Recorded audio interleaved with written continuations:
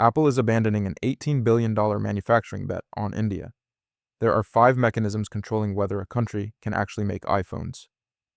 India thought subsidies alone were enough. Here's which lever they're missing, and why it's costing Apple billions annually. Picture the boardroom at Apple Park, October 2024. Tim Cook's operations team presents yield data. India factories are reportedly hitting yields around 50 to 65% first-pass quality. China, over 90%. Every percentage point below 90% bleeds cash. Wasted components, delayed shipments, warranty replacements. The iPhone 16 Pro was supposed to prove Make in India works at scale. Instead, production quietly shifted back to Shenzhen. Not because of geopolitics, because India lacks the operational rails, power grid stability, trained technicians, logistics throughput that turn subsidies into functional factories. The question isn't whether Apple will leave, it's whether anyone notices they already reallocated capital before announcing the retreat. This is lever 1, infrastructure monopoly. Here's why this matters to you. When Apple announced iPhone 16 Pro shortages in September around 2024, delivery time stretching to 8 weeks, that wasn't unprecedented demand.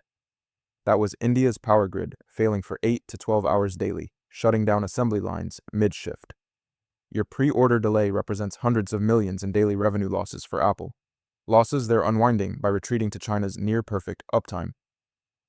Premium electronics require 5 nines reliability, 99.999% uptime, because a single power failure mid-assembly ruins thousands of dollars in components per phone.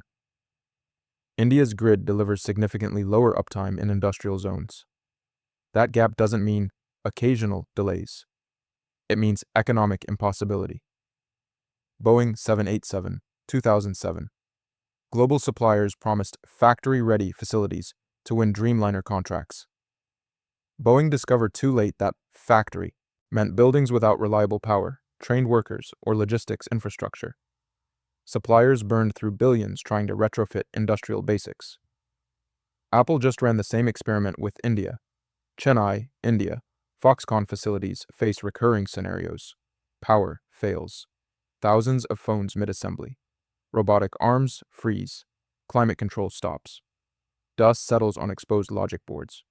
Apple's protocol, any phone interrupted mid-process gets scrapped, millions in losses, multiple times weekly. Meanwhile, in Zhengzhou, China, the same Foxconn line runs continuously for months. 0 power interruptions. Not because China's grid is perfect, but because factories have triple redundant backup systems built over 20 years. India tried to skip that learning curve with subsidies. Physics doesn't care about subsidies. Manufacturing isn't just assembly, it's precision logistics. Components arrive hourly via temperature-controlled trucks. A 2-hour delay spoils OLED screens worth hundreds of thousands. India's ports, 21-day average dwell time for customs clearance. China's ports, 3 days. Apple's just-in-time system assumes 72-hour component pipeline. India delivers over 500 hours. The math doesn't close. Apple mandated Foxconn install diesel generators as backup. Foxconn deployed hundreds at substantial capital expenditure. Those generators now run 6 hours daily, consuming millions monthly in fuel. That's not backup. That's primary power with extra steps.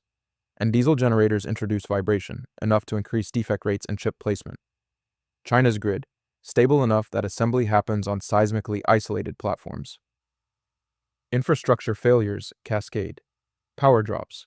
Climate control fails. Humidity spikes. Adhesive curing times change. Screen bonding defects increase. Apple's engineers traced significant yield problems to infrastructure, not worker error. You can't train your way out of unreliable electricity. Here's what this means for you. Apple's production delays get passed to consumers as price increases. iPhone 16 Pro launched at $1,199 versus $1,099 previous generation, or to shareholders as margin compression. Your delivery delay isn't inconvenient. It's the visible symptom of massive monthly losses Apple is desperately trying to stop. Third-party suppliers start hedging. Samsung, Google, Dell all announced India manufacturing in 2021 through 2023, watching Apple as the test case. Apple's quiet retreat signals infrastructure risk across premium electronics. Vietnam gets the spillover. Apple is now reallocating billions originally earmarked for India expansion. India doesn't just lose Apple, it loses the entire wave of electronics diversification. You might be thinking, India can just fix the infrastructure. More power plants, better ports. Here's the problem. Infrastructure at scale takes 15 to 20 years of continuous capital deployment. China spent $7 trillion on logistics infrastructure from 2000 to 2020. India would need over $1 trillion just to close the gap. But Apple needs 90% yield today. The timeline mismatch is absolute. India needs 2 decades. Apple's shareholders need results in 2 quarters. And that's just lever 1. Even if India solved power and ports tomorrow, lever 2 is where the real crisis lives. You can't manufacture precision electronics without precision workers. India has only thousands of trained technicians. China has hundreds of thousands. This is lever 2, talent ecosystem depth. Here's why this matters to you. In August 2024, thousands of iPhone 16 units reached US consumers with screen gaps, battery drain, and rattling camera modules. Apple issued quiet recalls, no press release, just service program language. Those defects traced back to India facilities where workers had 6 weeks of training versus China's 12-month certification program. Your defective $1,200 iPhone is the physical manifestation of India's talent, scarcity. The boardroom calls it human capital density. Here's the mechanism. An iPhone has 3,200 components assembled by 400 plus distinct processes. Each process requires muscle memory, hand-eye coordination, developed over 18 to 24 months.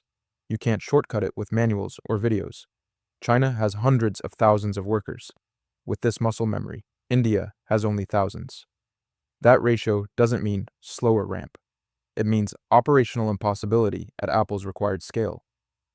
Boeing 787-2008, supplier in South Carolina, promised trained composite technicians. Boeing arrived to find partially trained workers and, "we'll train them as we go," hires. First-year turnover exceeded 50%. Boeing spent hundreds of millions on emergency training, while Dreamliners sat incomplete. Apple just discovered India has the same talent mirage. Bangalore, India, Foxconn training centers. New hires practice installing iPhone camera modules. The tolerance is 0.01 millimeters, thickness of a human hair. Workers practice on dummy units 8 hours daily for 6 weeks. Then production line. First day defect rate, over 40%. The trainer admits, in China, this training takes 6 months before production. Here, we have 6 weeks because Apple needs volume fast. Meanwhile, in Shenzhen, China, workers install thousands of camera modules daily. They've done this for years. Defect rates near 0. They don't think about it anymore. Their hands know the pressure, the angle, the sound. This is what muscle memory looks like at scale. India is trying to manufacture it in 6 weeks. You can't. Apple's supplier responsibility standards require workers pass 19 certification modules. ESD handling, precision tool use, quality inspection, component identification, clean room protocols. China's factories have hundreds of thousands of workers holding all 19 certifications. India's factories only thousands with full certification, tens of thousands with partial. Apple lowered standards to minimum viable for India launch, 12 modules instead of 19. Yield still collapsed. Turns out the excluded modules weren't optional. They were capturing institutional knowledge that prevents catastrophic defects. Training takes 12 months. India worker turnover, over 30% annually. That means 1/3 of trained workers leave before Apple recoups training investment. China's turnover, under 10%. Apple invests thousands of dollars per worker on training. In China, that investment pays back over a decade of employment. In India, workers quit after under 3 years average. You can't build institutional knowledge when your institution hemorrhages knowledge constantly. It's not just assembly workers. India lacks process engineers who optimize workflow, quality auditors who catch defects pre-shipment, and equipment technicians who maintain precision robotics. China has much higher support staff ratios. That gap means India's workers don't get real-time coaching, equipment stays misaligned longer, and defects aren't caught until products reach consumers. Here's what this means for you. Apple produced hundreds of thousands of defective iPhones monthly from India facilities in 2024. Warranty replacements cost over $100 million. That cost gets passed to consumers through reduced trade-in values. Your iPhone 15 now worth significantly less because dealers factor defect risk and extended repair backlogs. Apple Store repairs stretch to 8 weeks versus normal 3 to 5 days. Supplier ecosystem contracts. Apple's component suppliers, Corning for glass, Broadcom for chips, Sony for cameras, now factor India destination risk into pricing. If the end product ships to India assembly, suppliers charge 8 to 12% premiums for expected higher return rates. Meanwhile, those same suppliers offer China destination discounts because Chinese factories have talent depth to handle components correctly first time. You might be thinking, India has 600 million workers under 35. That's a massive talent pool. Apple can just train them at scale. Here's the problem. Precision assembly skills don't scale linearly with training budgets. China's trained workforce represents 25 years of institutional knowledge accumulation, apprenticeship cultures, technical schools integrated with factory needs, and social infrastructure that reduces turnover. India is trying to compress 25 years into 5. But here's the hidden mechanism. The best assemblers don't come from training programs. They come from training other assemblers for 8 to 10 years. Master craftspeople create journeymen who create apprentices. India skipped straight to mass hiring. Volume doesn't replace depth. The iPhone 17 launches September 2025. Apple needs yields above 90% by Q1 2025, or the entire India allocation becomes permanent margin drag. Training timelines say 2029 at earliest. The math is fatal. That's lever 2, the talent gap subsidies can't fill, and it feeds directly into lever 3, where the economic death spiral actually lives.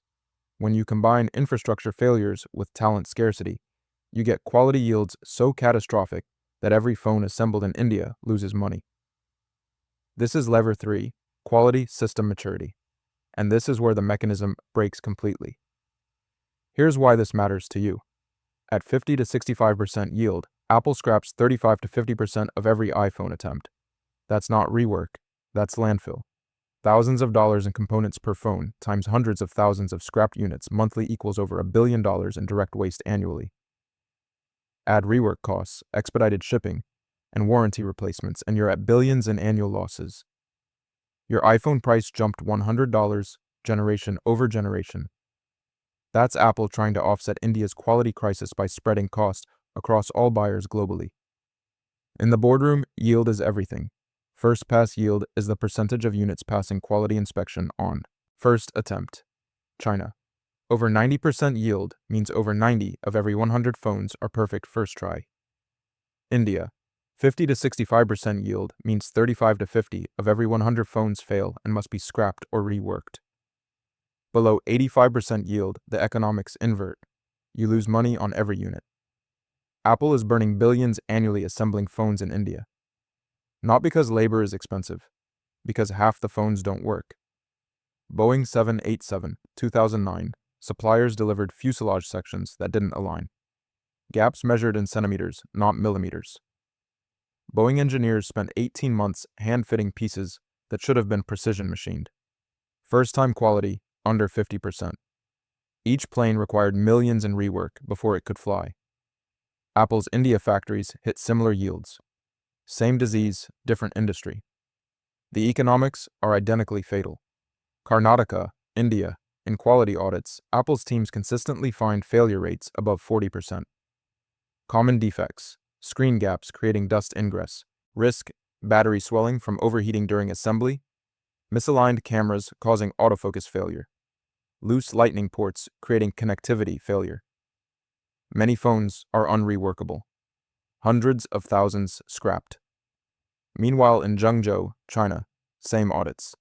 Over 90% pass first inspection. Under 10% need minor rework. Under 1% scrapped. The difference between China and India isn't gradual, it's categorical. China has quality systems, India has quality theater. An iPhone requires 400 plus assembly processes in sequence. If each process has 99% success rate, sounds good, The compound probability of a perfect phone is under 2% yield. To hit over 90% yield, each process needs 99.98% success. That requires precision-calibrated equipment checked daily, climate-controlled environments with minimal variance, trained workers with muscle memory preventing micro-errors, and real-time feedback systems catching defects early, not late. China has all four. India has partial versions of two. The compounding failure math is merciless. Failed phones enter rework queues, but rework introduces new failure modes. A phone disassembled to fix screen gap now has adhesive contamination risk. A battery replaced after swelling introduces ESD damage risk to nearby components. India rework centers have over 40% second failure rates. Phones that fail rework inspection and must be scrapped anyway. You're not paying for assembly once. You're paying for assembly nearly twice per unit. Low yield forces aggressive inspection. Apple stations significantly more quality auditors in India facilities, several times the staffing, compared to China for fraction of the volume. Each auditor costs tens of thousands annually, creating inspection overhead exceeding $100 million that doesn't exist in China. But here's the paradox. More inspectors catch more defects, which drops yield further, which requires more inspectors. It's a doom loop. China's solution: build quality into the process so you don't need downstream inspection. India's approach: inspect harder and hope. Inspection doesn't create quality, process control does. Here's what this means for you. Apple is forced to discount India-produced inventory by $150 to $200 per unit to clear it. Authorized resellers know which batches came from India facilities. They track serial number ranges. Those phones sit on shelves while China-produced units sell out. Result: iPhone resale values drop 15% if your serial number reveals India origin. You bought a $1,200 phone that's worth $1,020 the moment you leave the store, not because it's used, but because the market knows India-produced phones have significantly higher defect rates. Your purchase just lost $180 in value because Apple gambled on Indian manufacturing and you absorbed the equity loss. Component suppliers cut allocations. Sony for camera modules, Samsung for OLED screens, Texas Instruments for power management chips. They all tier their component quality. Grade A+ goes to customers with 90% plus yield. Grade B goes to customers below 85% yield. Apple's China facilities get A+ components. India facilities increasingly get B grade. This creates self-reinforcing doom spiral. Lower component quality leads to worse yield, which leads suppliers to downgrade tier further, which leads to even worse yield. Once you're in B tier, climbing out takes 3 to 5 years of perfect performance. India won't get 3 years. Apple is already reallocating. You might be thinking, this is just growing pains. Every new manufacturing location has a learning curve. Here's the problem. China's yield went from 65% to over 90% over 7 years, but that was starting from a baseline of functional infrastructure and trained workers. India's yields are despite 4 years of investment. Apple has already spent hundreds of millions on India quality improvement programs. Yields improved only marginally. To reach 85% minimum viable, India needs years more at massive cost. Apple's patience horizon is 18 months, not 18 years. But here's the deeper mechanism. Learning curves assume you're optimizing a functional system. India isn't optimizing. It's fighting systemic constraints. Power failures reset progress. Worker turnover destroys institutional memory. Supplier ecosystem immaturity means components arrive out of spec. You can't learn your way out of structurally broken system. China's learning curve worked because the foundation was solid. India's foundation is quicksand. Now we have to address the elephant in the room. The yield gap is permanent given current constraints. You cannot hit 90% plus yield without 3 things simultaneously. Near perfect infrastructure uptime, India has significantly lower. A trained workforce with low turnover, India has neither. Tier A component allocations, India is now B tier, with suppliers. These 3 factors are multiplicative, not additive. Fixing one doesn't help. You need all 3 at once. India would need to achieve infrastructure parity with China, a 15-year project, build talent depth, a 10-year project, and regain supplier confidence, a 5-year project. Apple knows this. That's why iPhone 16 Pro production in India was significantly scaled back in 2024 planning. The public narrative is scaling gradually. The private reality is controlled retreat before total write-off. That's lever 3, the quality death spiral that no amount of training or investment can fix without the first 2 levers working. And it exposes lever 4, the subsidies that look like partnership are actually vendor financing with clawback covenants. India is reportedly seeking hundreds of millions back from Apple for missing production targets. This is lever 4, subsidy sustainability. And here's where vendor financing masquerading as incentives gets exposed. Here's why. This matters to you. When India seeks to claw back subsidies from Apple, Apple doesn't absorb it quietly. They pass it to consumers as price increases of $40 to $60 per iPhone globally, or they cut costs elsewhere. Slower software updates, fewer free services, reduce trade-in values. Your $1,199 iPhone 16 Pro might hit $1,259 for iPhone 17 Pro. That's not inflation. That's Apple recovering losses from a subsidy trap. In the boardroom, subsidies are called bridge financing with covenants. India offered substantial production-linked incentives, payments tied to hitting manufacturing volume targets. Sounds like free money. But PLI agreements include production targets with clawback provisions for underperformance. Apple took incentives believing they could hit targets. Production fell short, clawback provisions triggered. Boeing 787, 2010, Japanese government offered subsidies for Mitsubishi to produce significant portions of the Dreamliner fuselage.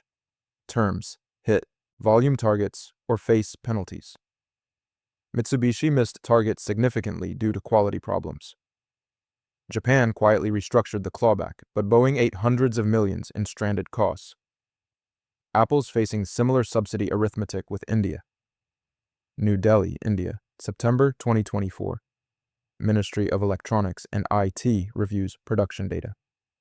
Targets versus actual production show significant shortfalls. Officials calculate amounts at risk, the PR strategy. Announce as performance-based recalibration to save face. But internally, the message is blunt. Apple took subsidy advances knowing they couldn't deliver.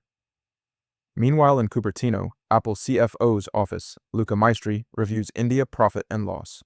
Line items: $18 billion capital expenditure deployed, incentives received. Billions in quality losses, clawback owed. Net position, negative over 4 years. China equivalent factories, positive returns. The conversation is short. Do we fight the clawback or write it off and reallocate? Answer: write it off. Fighting India's government in their courts is an unwinnable PR nightmare. India's PLI scheme has numerous conditions. Apple reportedly violated several. Volume shortfall, local component percentage below targets, export value below target, employment targets missed. Each violation has independent clawback math. Full exposure if India enforces all covenants, potentially hundreds of millions.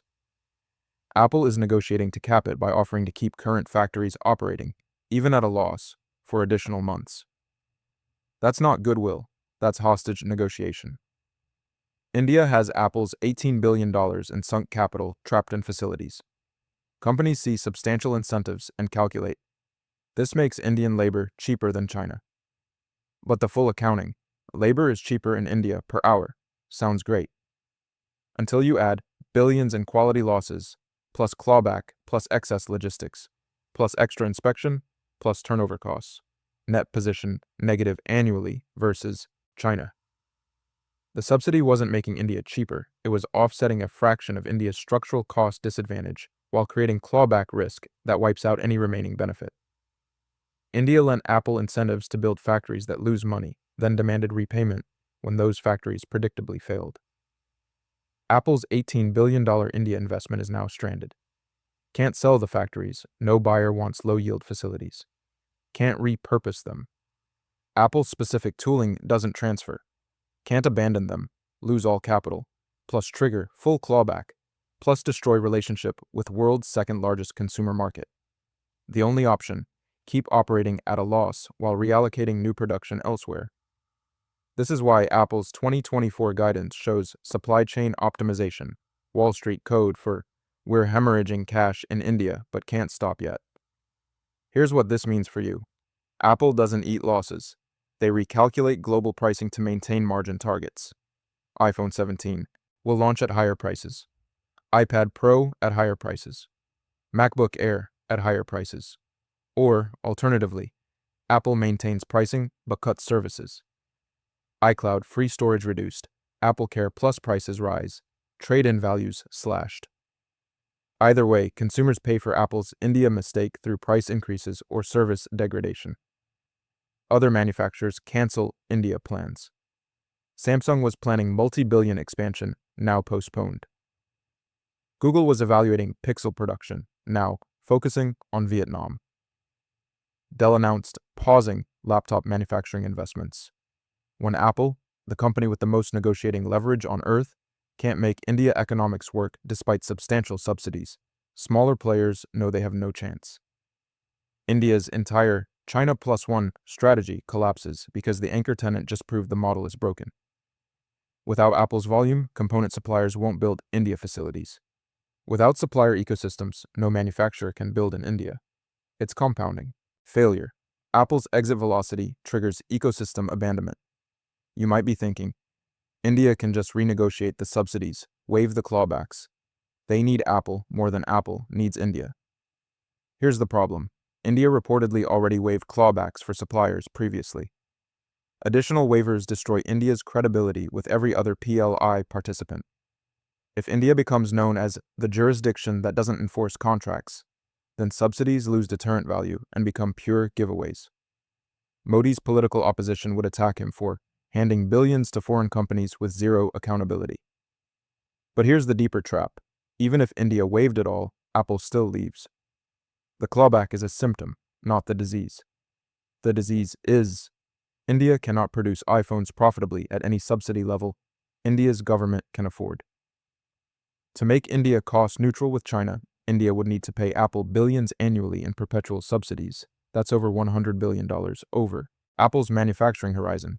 India's entire PLI budget for all electronics is under $10 billion total. The math is impossible.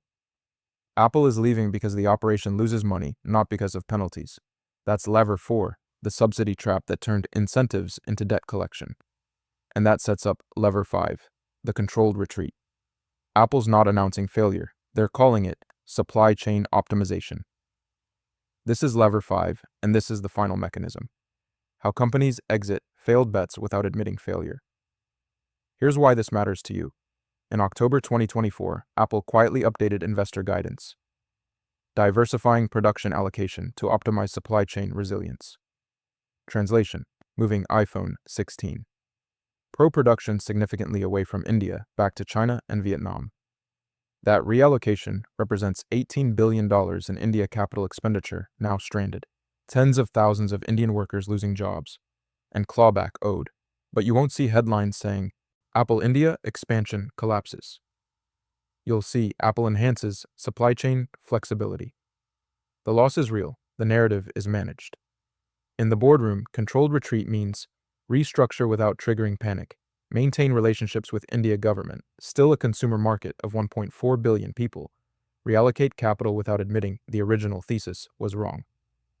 Apple announces gradual optimization, keeps India factories operating at minimal capacity to avoid full clawback trigger, shifts new production back to proven geographies, and never uses the word failure in public filings. Boeing 787, 2013. After 6 years of disaster, Boeing announced supply chain realignment, euphemism for we're taking back control. Brought majority of production in-house, didn't call it supplier failure, called it vertical integration strategy. Stock went up because investors understood the subtext. Disasters are stopping. Apple's doing the same playbook. October 2024 Apple earnings. Call. Analyst asks, can you comment on reports of production shifts away from India? CFO Luca Maestri. We continuously optimize our supply chain across multiple regions to ensure product availability and quality. India remains an important manufacturing location. Translation: India's been downgraded to minimal status. keeping some production alive for political optics. Real manufacturing is back in China. Analyst follow-up. What's the iPhone 17 production allocation? Maestri. We don't break out allocation by region for competitive reasons. Translation: if we told you most production is back in China, the entire supply chain diversification narrative collapses and shareholders realize we burned $18 billion learning something we already knew. Meanwhile, in Vietnam, Apple signs multi-billion-dollar expansion with Foxconn for new iPhone 17 production lines. Vietnam has significantly better grid uptime, tens of thousands of trained electronics workers, and ports clearing shipments in days. Vietnam isn't learning from India's mistakes. Vietnam learned from China's successes and copied the playbook. In fiscal year 2025 filings, Apple will bury a line item: supply chain restructuring charges, billions. That's accounting code for writing off India factories. They won't call it India, they'll hide it in operational adjustments. But analysts know. Shareholders absorb it as margin compression. Your Apple stock returns less. The India dream cost you percentage points in equity performance. Apple keeps India factories running at minimal capacity, just enough to say, we're still manufacturing there for political optics. Those factories lose hundreds of millions annually, but that's cheaper than full clawback, India import tariff retaliation, where Modi could slap tariffs on China-produced iPhones sold in India, or brand damage in India's consumer market. Apple's treating India manufacturing as annual market access insurance premium, not profitable, just less unprofitable than alternatives. Here's what this means for you. Apple's India losses get passed through the system. iPhone prices stay flat, but features get cut. No more included charging cable. No more free Apple TV Plus trial. Cheaper USB-C cables. Or iPhones stay in production longer instead of usual cycle, delaying innovation because Apple's stretching product cycles to recoup losses. Your experience of Apple's ecosystem degrades slowly. Fewer included accessories, slower innovation pace, higher service fees, because Apple's offsetting an $18 billion strategic blunder. The retreat isn't visible as announcement. It's visible as gradual product degradation. India's electronics manufacturing targets collapse. Without Apple as anchor, component suppliers leave or never arrive. Corning for glass, Broadcom for chips, Sony for cameras. They all planned India facilities contingent on Apple's volume. Volume disappeared, so do they. India's electronics exports plateau, far below targets. Modi's government quietly abandons Make in India for electronics, pivoting to semiconductors, which will face same infrastructure and talent constraints. The manufacturing dream was always vendor financing theater. India wanted global manufacturers to fund infrastructure build-out via sunk capital expenditure. Apple called their bluff by demonstrating that no subsidy level can offset infrastructure, unreliability, and talent scarcity. Those are the 5 mechanisms. India had lever 5, subsidies, but levers 1 through 4, infrastructure, talent, yield, contract terms, determine whether you have a factory or a cash furnace. Same boardroom, same screen, different numbers. The production allocation chart for iPhone 17, China dominates, Vietnam substantial, India minimal. The decision was made 6 months before public announcement. The subsidies were never going to work. Infrastructure takes decades, not fiscal years. Talent requires generations, not training programs. Quality systems need foundations, not workarounds. India had the leverage everyone sees. 1.4 billion consumers, cheap labor, political alignment. But they were missing the leverage no one talks about. Near-perfect grid uptime. Hundreds of thousands of certified technicians, over 90% first-pass yield. Apple bet $18 billion that subsidies could substitute for operational rails. The answer came back in defect rates and production delays. The question was never whether Apple would reallocate. It was whether anyone would notice they'd already begun the exit before announcing supply chain optimization.